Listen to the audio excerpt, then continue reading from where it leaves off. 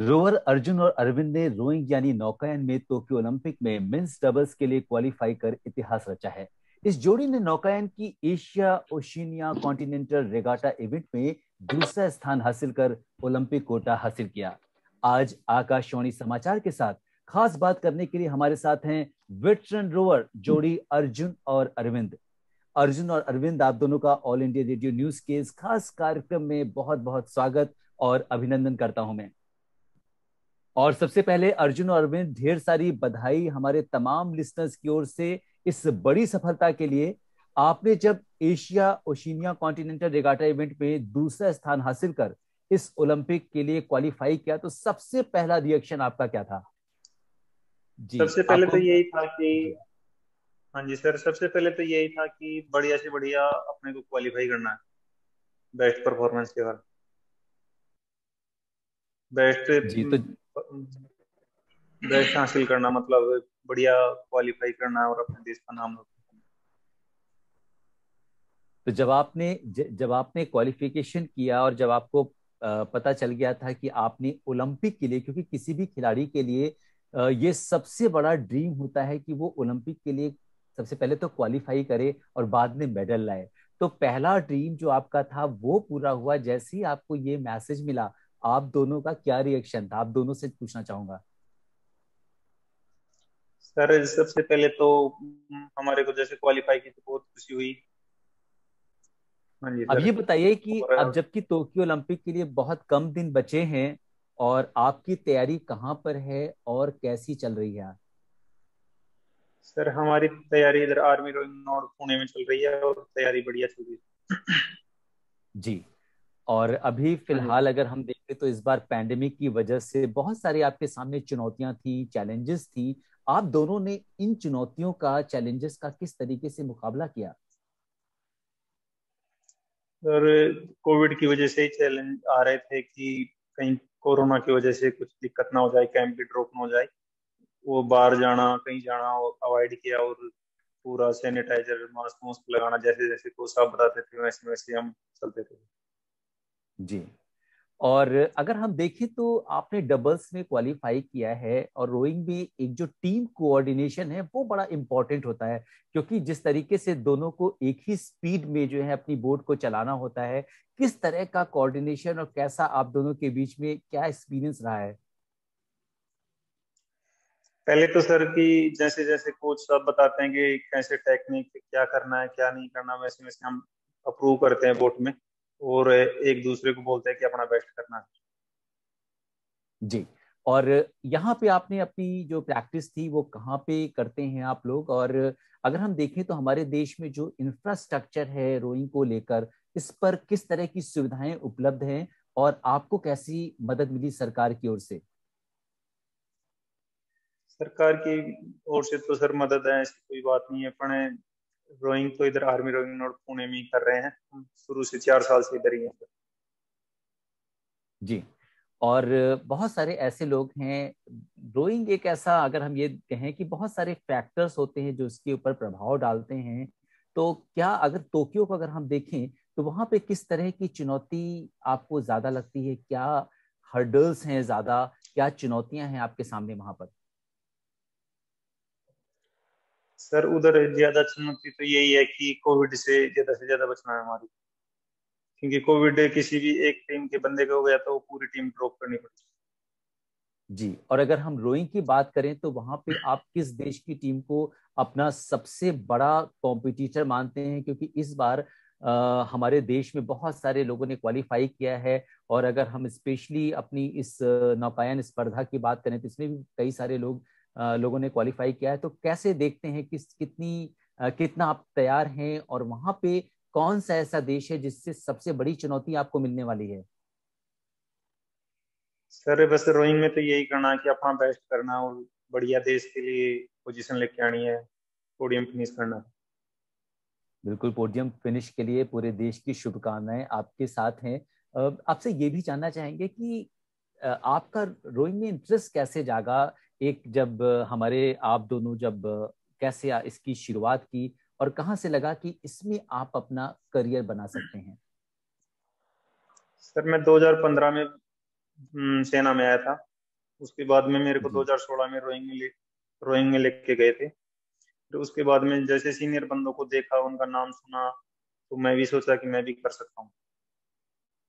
जी। अर्जुन और अरविंद, आप दोनों से मेरा अगला सवाल ये है कि अगर किसी को रोइंग की फील्ड में जाना है तो क्या कुछ होना चाहिए, किस तरह की तैयारी होनी चाहिए, या उसके अंदर बेसिक ट्रेड्स कौन से होने चाहिए कि वो रोइंग में अच्छा कर सकता है? देख साहब, आपका भी आकाशवाणी समाचार में बहुत बहुत स्वागत करते हैं, और द्रोणाचार्य पुरस्कार से नमस्ते आपको सर। सम्मानित किया जा चुका है। और मैं ये कह सकता हूँ कि देखिए, किसी भी शिष्य की सफलता में उसके गुरु का बहुत बड़ा हाथ होता है, और आपकी ये ट्रेनिंग ही है कि आज अर्जुन और अरविंद देश का नाम रोशन करने के लिए, पदक लाने के लिए टोक्यो जा रहे हैं। तो आपसे जानना चाहेंगे कि रोइंग का अगर अपने देश में हम देखें तो किस तरह का फ्यूचर देखते हैं, और क्या ग्रोथ रही है, किस तरह से, क्या कुछ इतिहास रहा है, क्योंकि इसके बारे में बहुत कम जानते हैं लोग। हाँ, पहले मैं पूरा दूरदर्शन और एयर इंडिया के श्रोताओं को अपना नमस्ते बोलता हूँ, और हमारी तरफ से काफी शुभकामनाएं देते हैं। हाँ, बहुत खुशी की बात है, हम टोक्यो के लिए ओलंपिक किए। ये पहले बार नहीं, मेरा 6th ओलंपिक है। क्वालिफिकेशन फ्रॉम सिडनी से लेकर आज तक बहुत लंबा जर्नी रहा है, और जी इसी लंबा जर्नी के साथ मैं जुड़ा रहा हूँ इस इंडियन रोइंग के साथ। और जो भी जितने रोवर्स है, फेडरेशन मेरे को सपोर्ट करते हैं यहाँ तक पहुँचने में, उनका काफी बड़ा योगदान भी था। और रोइंग ऐसा स्पोर्ट्स है तो बहुत पुराना स्पोर्ट्स। जी इंडिया में ब्रिटिश ने लेके आए थे, ऐसा नया तो नहीं है, लेकिन थोड़ा अनपॉपुलर स्पोर्ट माना जाता है compare to the popular sport के साथ। लेकिन जी हम परफॉर्मेंस में बहुत रिच है। असल जितने पॉपुलर स्पोर्ट्स से भी हमने काफी मेडल, ऑफकोर्स हमने ओलंपिक में मेडल जरूर नहीं लिया, लेकिन हम एशियन में काफी रिच है। अभी तक हमने एशियन में 23 मेडल जीत चुके हैं। शायद ये बहुत बड़ा फिगर है एशियन जी में। जी एशियन गेम्स में 23 मेडल्स फ्रॉम 82 से लेकर आज तक।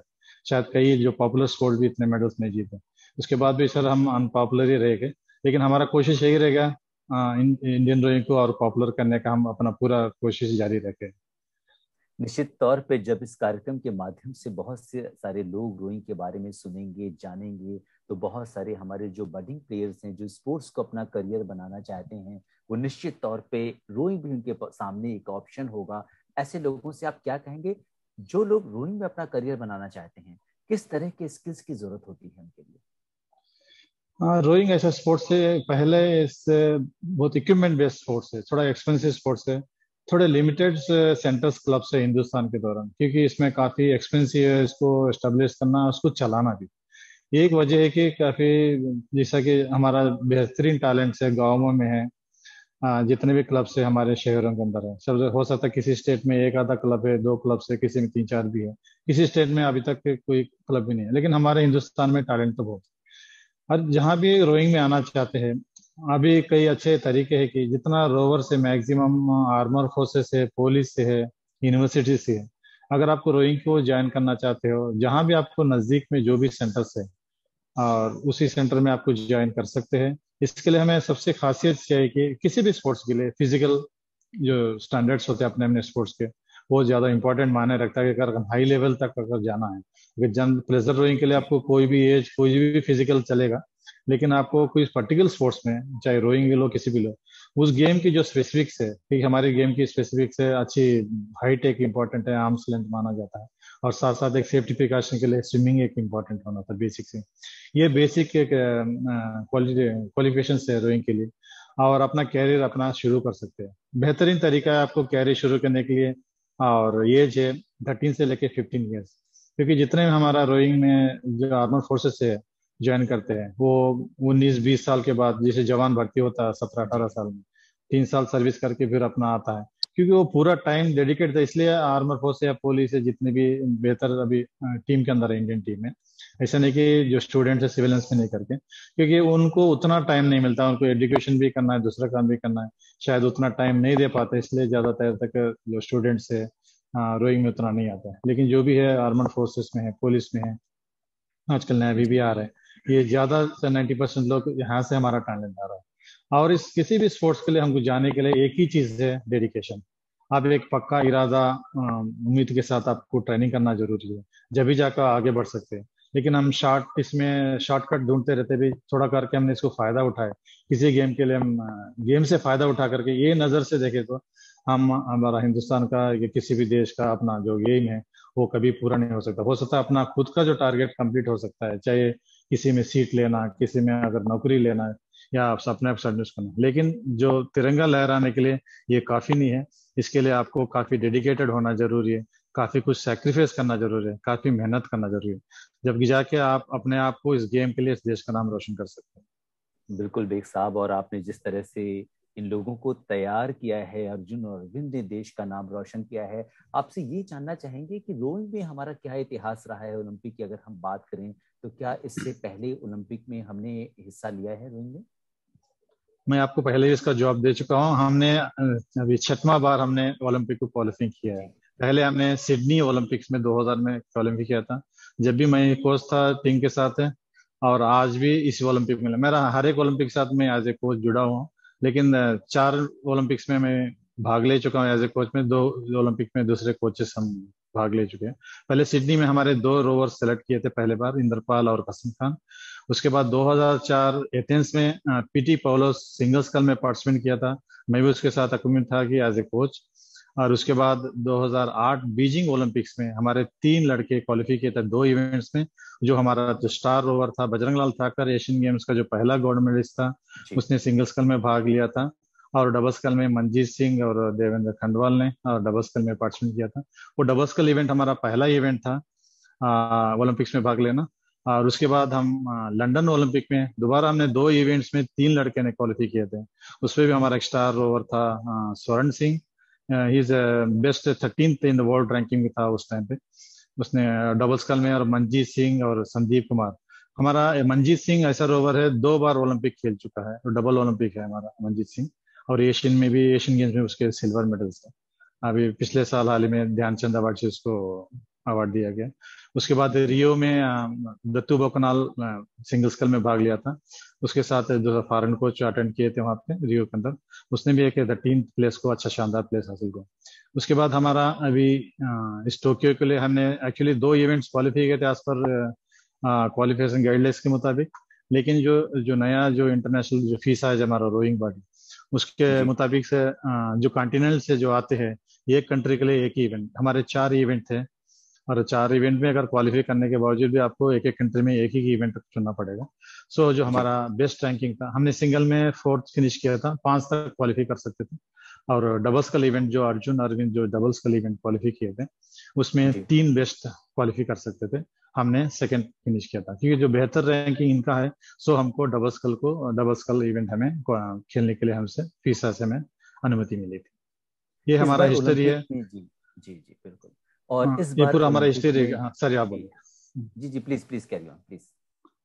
ये हमारा पूरा ओलंपिक का हिस्ट्री है। अभी 6वां ओलंपिक है हमारा, कंटिन्यू फ्रॉम सिडनी से लेके आज टोक्यो तक। बेग साहब, आपने जो इस सफर को बताया, मैंने इसीलिए आपसे दोबारा बहुत डिटेल में जानने की कोशिश करी कि हमारा क्या इतिहास रहा है, क्योंकि देश में रोइंग के बारे में जितना लोगों को मालूम है, मैं चाहता था कि बहुत डिटेलिंग में इसके बारे में बात होनी चाहिए। और चूंकि आप हमारे साथ हैं, ये बहुत सौभाग्य की बात है। और हमारे जितने भी लिसनर्स इस समय सुन रहे हैं, उन्हें मुझे लगता है कि बहुत इंपॉर्टेंट जो इन्फॉर्मेशन है वो आपने शेयर की। अब जो हमारे रोअर हैं अर्जुन और अरविंद, टोक्यो में किससे सबसे ज्यादा चैलेंज मिलने वाला है? कौन से देश ऐसे हैं जहां से हमको ज्यादा कम्पीट करना है? इसमें टोटल अभी तक के ओलंपिक्स के लिए 18 टीम को चुने गई है। ये बेस्ट से बेस्ट है वर्ल्ड के। 18 में से 12 कंट्रीज ऐसी है मैक्सिमम हमारे यूरोप से है, एक्सेप्ट ऑस्ट्रेलिया और न्यूजीलैंड छोड़ के। और 10 कंट्री से यूरोप से, क्योंकि रोइंग यूरोप का गेम माना जाता है सदियों से। उधर से ब्रिटिशर्स ने इंडिया को लेके आए थे 18th सेंचुरी में, जब मद्रास बोट क्लब होता था, सब वही लोग करते थे। उसके बाद कलकत्ता होता है, जब उन्होंने हमारे इंडिपेंडेंस कब चले गए, उस क्लब रिच लोग ही प्रैक्टिस करते थे। लेकिन आम आदमी आने आने में काफी टाइम लग चुका है। लेकिन ये यूरोप गेम अभी भी यूरोप में बहुत स्ट्रांग माना जाता है रोइंग को, उनका बहुत पॉपुलर। जैसा हमारा इंडिया में क्रिकेट जैसा है, वहाँ पे हर एक स्कूल में, कॉलेज में, यूनिवर्सिटी में रोइंग एक बहुत बड़ा पॉपुलर स्पोर्ट्स है। क्योंकि यूरोप बहुत मायने रखता है कि वहाँ पे यूरोप की जितने भी कंट्रीज है, जो भी हमसे जो टॉप रैंक्स में सेलेक्ट हुए थे, जितने भी यूरोप की कंट्रीज आ रहे हैं, चाहे जर्मनी ले लो, हमारे फ्रांस ले लो, स्विट्जरलैंड आ रही है, इटली आ रही है, जितने आ रहे हैं। इसके साथ साथ स्कलिंग में जो टॉप कर रहा है न्यूजीलैंड है, ऑस्ट्रेलिया है, ये मोस्ट इंपॉर्टेंट कंट्रीज है। और इसके साथ बाकी 6 टीम से वो कॉन्टिनेंट से आए थे। बाकी 3 इससे एशिया से आए, अफ्रीका से एक है और 2 कंट्री से अपना साउथ अमेरिका से है। इनसे ये जी भी टॉप क्रीम ही है, अभी नहीं कह सकते। लेकिन इस कुछ लोग को ऐसे ट्राइपार्ट एंट्री से नॉर्मल इनविटेशन एंट्रीज में था, लेकिन ये इवेंट है डबल स्कल, मतलब टोटल 14 इवेंट्स में से डबल स्कल एक ही इवेंट है जो लाइट वेट कैटेगरी का है।